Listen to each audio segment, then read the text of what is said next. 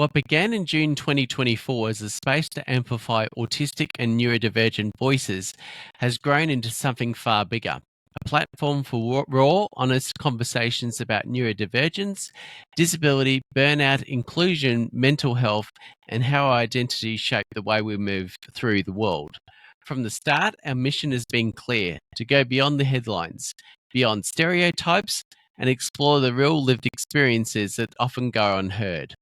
Over the past year, we've spoken with parents, professionals, educators, advocates, and everyday people, all united by a commitment to building a more inclusive and accessible world. But what's mattered most is the community. Those of you who listen, share, and remind us, finally, someone gets it. Thank you for being here. This is just the beginning. Looking for authentic conversations that go beneath the surface? Tune in now to the Deep Dive podcast. Visit us at www.deepdiveau.net. That's deepdiveau.net. And follow us across your favorite platforms: YouTube, Instagram, LinkedIn, TikTok, and Facebook. Just search at the Deep Dive AU.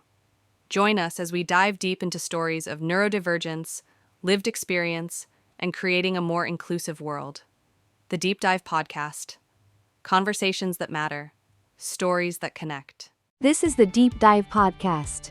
And here is your host, Michael Coles. Victoria Rose Paris always felt different but never realised it was because she was autistic until her late 20s. She's an endometriosis warrior and has been on a huge healing journey to combat not only this inflammatory disease, but also to become the very best of herself.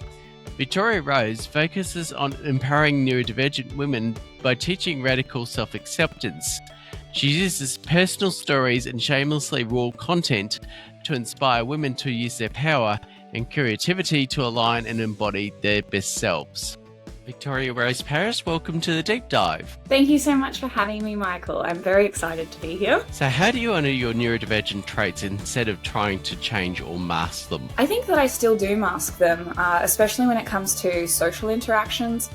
I feel like I pay a lot of attention to people's facial expressions and their hand gestures, what they're wearing. All of that I use to inform how I respond. But I do it rather than from a place of making it easier for them so that my autism doesn't impact them as much. I do it so that I feel like I can communicate in the most positive and effective way. But it does take a lot of energy. So to combat that, I have lots of wonderful people in my life who I don't have to mask with and who I'm very much myself with. I find that I'm highly animated, and sometimes when I'm with my friends, I'll get excited, I'll jump up and down, I'll wave my hands about. They don't care, they don't think about it.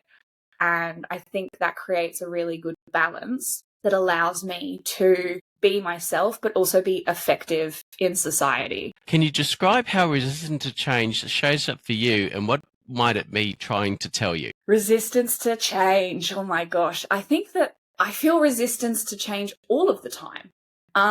Sometimes I will change the amount of socks, like I put different socks on over and over again, and I just cannot find a pair of socks to leave the house with.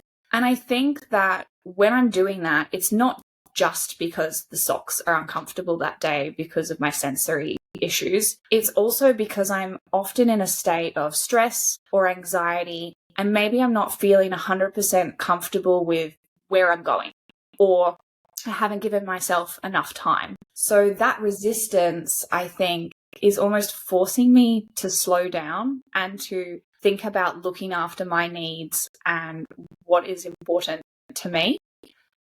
I recently tried to buy a car, and I say tried because it took months. My husband told me ages ago we needed to get this new car and the old one was dying, and I just didn't want to.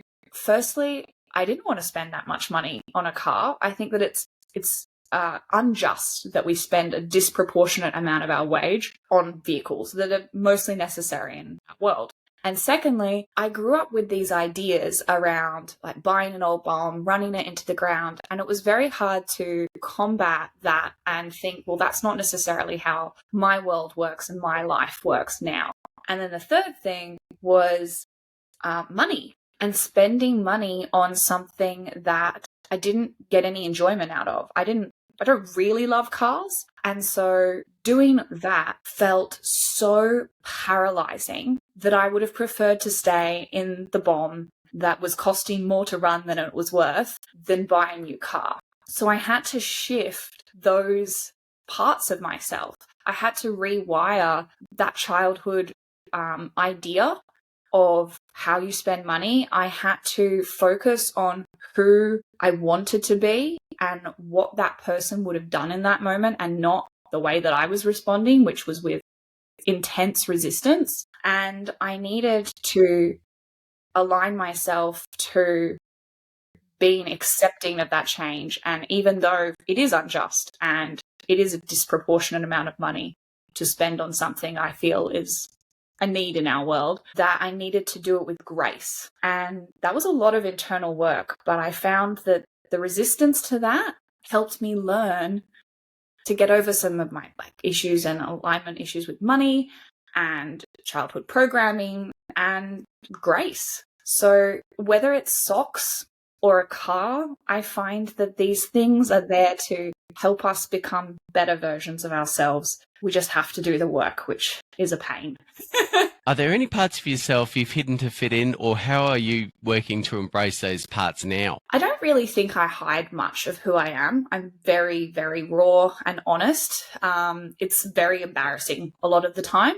I try to be professional in places where I need to be professional, and I do keep some things private, but ultimately, I am just as much of myself as possible, because I think that the more myself I am, the more I allow others to be their true selves as well, because it's infectious. So what kinds of routines or systems have you created to support your unique rhythms and energy levels? My unique rhythms and energy levels are monthly, not daily. And I think that being a woman, we fluctuate. We get more energy in some times. We feel more low and insular at other times. And we often compare ourselves to men. And that masculine energy that can wake up at 6 o'clock every day without fail and go for a 5-kilometer run. That's not me. And when I stopped comparing myself to that version of productivity and masculine do energy, I think I became a lot happier.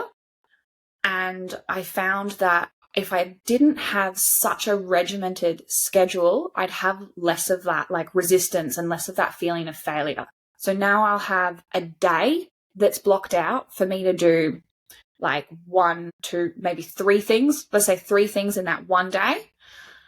And it doesn't matter what order I do it in. So I can wake up and I can decide to do the hardest thing or the easiest thing as long as I get them done in the day. So I don't block out every hour and I don't force myself that it has to be done. It's more of a goal and I allow that to flow.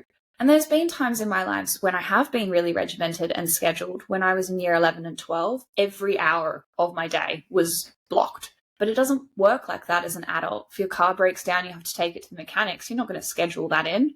So I find that this allows the right amount of structure, like a bucket with a deadline, but it also allows some flexibility. So what does feminine energy mean to you, and how do you connect with it in your daily life? I'm definitely still working out what feminine energy means, because I think that is being suppressed for such a long time. It's hard to connect with. We live in a very masculine world that's orientated towards doing and achieving and fixing. And I think that the feminine energy is flow and creativity and growth. We create humans. That's a pretty incredible thing to do. So I feel we're more innately in tune with ourselves, and we should be honoring that more. So things that I might do would be sitting outside and just appreciating life, or taking a moment to be slow and purposeful, make a cup of tea and actually enjoy it. And when I'm eating, not just eating and watching TV or running out of the house, but actually just being mindful and present. I find that allows me the space to connect to who I am although I do hate being by myself, but having a bath, just having a bath and not having any distractions, I think that's where that space is needed outside of performing and doing, where we can just be. And I think that state of being is part of being feminine. How do you tell the difference between changes that feel aligned for you and those that don't? I think there are two different types of changes that you might not feel aligned with. The first type is something that is not necessarily good for you, not necessarily something that you want to do. So if I had a dinner planned with some friends and that dinner was in an intimate, quiet restaurant, and then they changed it to a pub that's got live music, I'm not going to feel great about that change.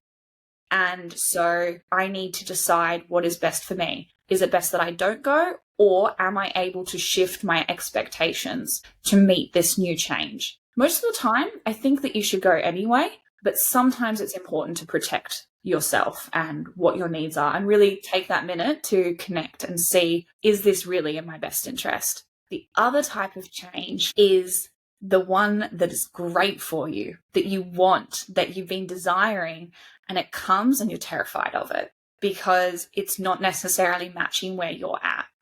So if I got a house that I wanted forever tomorrow, which is a big, beautiful old home with a big garden, I'd probably feel very overwhelmed because I didn't know how to manage it.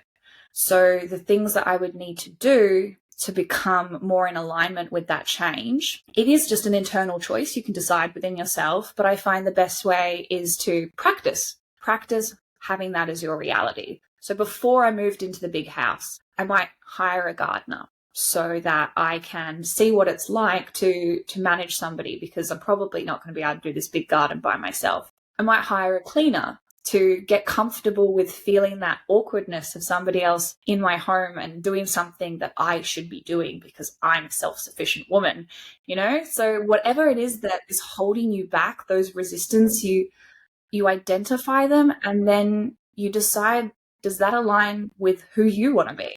Do I want to be the person in the big house with the beautiful garden? Yes. Well, then how can I get comfortable with that? Where in your life have you sought external validation, and how are you shifting towards self-acceptance? I think that everybody looks for external validation. It's part of our society more now than ever with social media. And I need external validation to be able to lead in the way that I want to, because people don't follow people that they don't like and that they don't admire to some degree.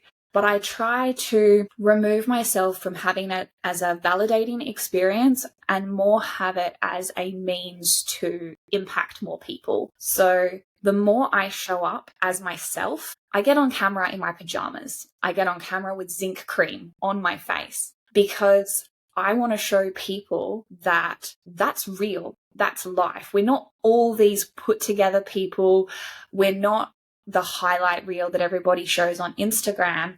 We're humans that have real experiences and mess up over our words and stutter. Those things I try to keep in my medium, whether it be like YouTube videos or Instagram, whatever it is, because the more real I am, the less it matters if people like me or not, because at least it's me and they are connecting to me. So the people who do respond well and see a part of themselves in me, I feel like I get to impact them so much more, and I'm not pretending in any way. And I think when you're looking for validation, there's a little piece of you who might not be fully in your own power. So it is important to be seen, but at the end of the day, as long as I'm being my full self, I try not to let the rest of it affect me. So what practices help you reconnect with your body and intuition when things feel overwhelming? I would love to say that I contemplate more.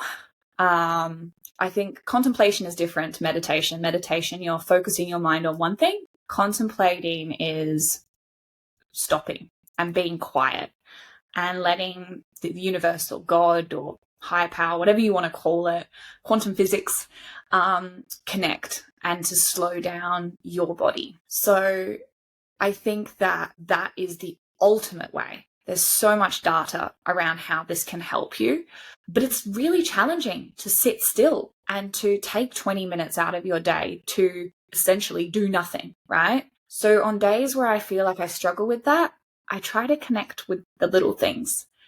I believe that we're soul having a human experience. And so that links to everything. Like, I believe God is the same as quantum physics. It's just atoms and it's everywhere. It's in the trees and the leaves and in the chair that I'm sitting on. And so when I remove myself from me and I think about that like greater perspective that I'm part of something bigger, it doesn't matter if I'm looking at a beautiful scene, or I'm watching a movie, or if I'm at a red light and I'm in a rush. All of that is a really magical thing that is helping me grow as soul in some way. So the light might even just be helping me get the perfect park. So how do you approach your health challenges like endometriosis with compassion and acceptance? I really hated myself for a very, very long time. I was very angry that I was so sick, especially when I didn't know what was wrong with me. And I think that after I was diagnosed, it really helped me feel like I had a place. There was something actually wrong, which really validated my experiences. But it's allowed me to become more compassionate and empathetic and understand what pain is. And I've had a very blessed life. So I'm not saying that I needed that experience to be compassionate, but it's definitely helped me understand hardship in a different way, which I think creates value because it allows you to see the beauty as well. If we all had wonderful, perfect lives, we wouldn't appreciate it. It would just be the norm. And the other thing is that it's allowed me to identify more of my health. I look after my glucose levels now, and I start the day with protein. I pay attention to my cycle and I honor where I'm at more rather than just going and going and going. So it's made me more health conscious, and I think that that's actually been quite a positive thing moving forward in my life as well. So what does living authentically, even if it goes against your societal norms, look like for you? My main ways of living authentically are through the way that I dress. I like to dress how I feel, and this often means wearing a ball gown to a play. I went to Phantom of the Opera with my mum, and I didn't tell her where we were going, but I said she had to wear a ball gown. And we showed up in these ridiculous ball gowns to the theatre, and it was fantastic. It spread so much joy. People took photos with us. It was bizarre, but I just love expressing myself. I think clothes are a language, and I love doing that unapologetically because I've never had a bad experience. Everybody who sees somebody who looks beautiful is uplifted. I see somebody walking down the street in a stunning outfit, I feel awe and amazement and joy. And I think that I want to spread more of that. The other thing I do is that I'm extremely honest. So I think that when we have decided in this world that we're going to greet each other with, hello, how are you? I'm good, thanks. And we're all going to lie to each other daily. If that's the societal norm, I don't agree. So I just don't do it. I tell people how I feel. I tell the checkout lady, actually, I'm really anxious. I've had a very big day, or whatever it is. And it takes people back, but it also allows them to be more of themselves. And again, to normalize honesty, to normalize what people's experiences are, not just their highlight reel. What role does creativity play in how you accept yourself more fully? I think that creativity is a lot more than just art and writing and looking after a beautiful garden. Creativity is problem solving. And I think that people who are neurodivergent have to do that so much more. We have to be creative in the ways that we tackle problems, overcome hardships, communicate with other people. That's all creativity. And I think that creativity is, in essence, the part of us that makes us really magic. It's our soul speaking to the world. How do you balance honoring your needs with adapting to life's external demands? I got myself a husband. He is fantastic. He helps me so much and supports me. And I wouldn't be able to be as successful as I am in life without him, because he does take quite a bit of the burden away from things like doing the grocery shopping and paying bills. He organizes all of that. But also, I ask for help. I will ask him, on Saturday, will you help me go through my paperwork? You don't need to do it with me, but will you be in the room with me? I call on my mum. I'm awful at packing. I am so bad at packing, and I have traveled more than anybody else I know. But every single time I pack, I call my mum and I say, hey, this is what I'm planning in my suitcase. So I outsource the things that I'm not good at, and I ask for help. And then hopefully sometimes I can help those people as well. What have you learned about supporting others in their self-acceptance while also staying true to your own journey? I think they're the same thing. Being true to myself, showing up as my raw, authentic being in my full capacity allows other people to do the same. And my journey hopefully involves children, a husband, and that's my path. But you don't need the same path to still be impacted by somebody else who's living their full life. I have a friend who's a goth and loves wearing black, and I'm a big color person. I love color, but being around her, she is that. She loves it. She looks fantastic. And that rubs off on me. I love people who are themselves. So whether it's my path or your path, I think it's about being around other people who are being so themselves that it uplifts you, because it makes you want to be more of who you are. And the last question that we would like to ask here on everybody here on the Deep Dive podcast, if there is one piece of advice in 30 seconds or less that you would like to give, what would that be? Be yourself, but all of yourself. Really, the person that you want to be is who you are. They are one and the same. There's no such thing as future version or past version. If you want to be that person, it's because that person exists inside of you, and you just need to keep showing up like that person.